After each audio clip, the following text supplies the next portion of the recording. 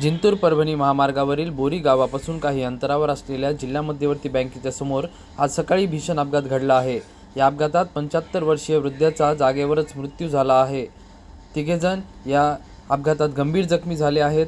महामार्ग ओलांडत असलेल्या वृद्धाला एका छोट्या माल वाहतूक करणाऱ्या गाडीने जबर धडक दिल्याने ही दुर्घटना घडली असून धडकेचा जोर एवढा तीव्र होता की हा वयोवृद्ध रस्त्यावर फेकले गेले आणि घटनास्थळी त्यांचा मृत्यू झाला आहे।